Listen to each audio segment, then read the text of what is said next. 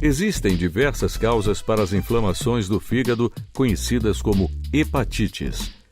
Esse curso do sistema Telelab tem como tema as hepatites virais, que no Brasil são causadas predominantemente por 5 vírus.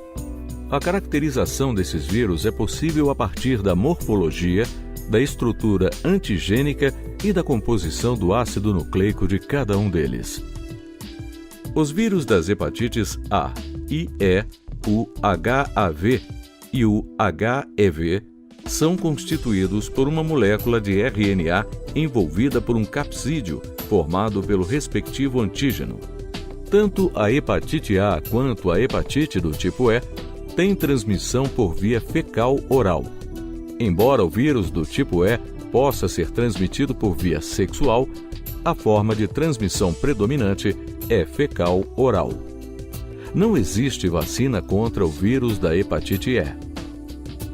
A hepatite causada pelo vírus do tipo A pode ser prevenida por meio de vacinação.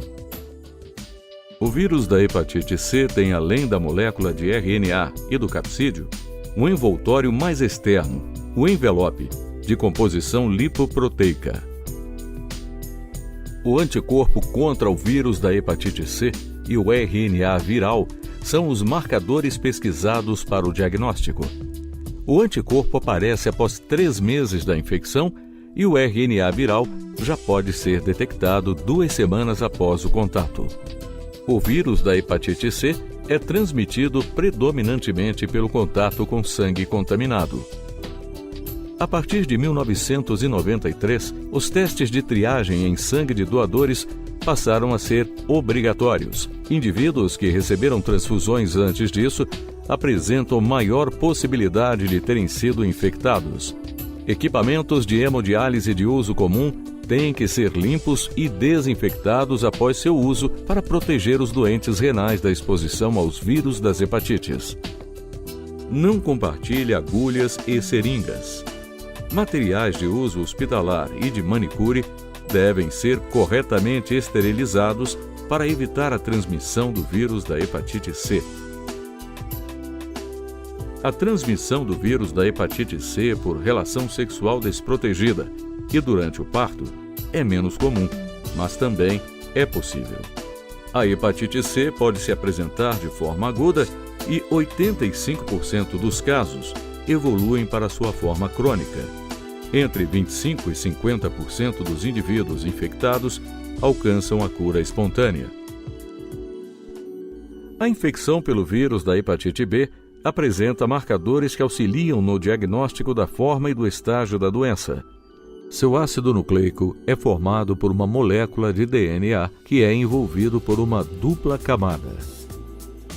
A camada externa é constituída por uma proteína que é conhecida como antígeno de superfície do vírus da hepatite B, o HBsAg. Ele pode levar à produção de anticorpos conhecidos como anti-HBs. A camada interna é formada pelo antígeno HBc e pelo antígeno HBe. O antígeno HBc induz a formação de anticorpos específicos que podem ser detectados em testes para o acompanhamento da doença. O antígeno HBe, por sua vez, também leva à produção de anticorpos chamados anti-HBe. A presença do antígeno de superfície HBsAg caracteriza a infecção pelo vírus B. Ele aparece no soro de pacientes infectados cerca de 4 semanas após a exposição ao vírus. Os anticorpos IgM contra o antígeno HBc são encontrados na fase aguda da doença e continuam presentes por cerca de 6 a 8 meses após a infecção. Eles são substituídos gradualmente pelos anticorpos IgG, que permanecem no soro por toda a vida, indicando exposição ao vírus. O declínio da infecção é caracterizado pela existência de anticorpos contra o antígeno HBe, que sugere também uma possível evolução para a cura da doença. A presença de anticorpos contra o antígeno de superfície só pode ser detectada mais tardiamente. Esse marcador indica a imunidade por exposição ao vírus ou por meio de vacinação. Esses anticorpos permanecem no sangue por vários anos. Note bem, independente da circulação de outros marcadores, a presença do antígeno de superfície HBsAg e o ácido nucleico viral indicam a infecção pelo vírus.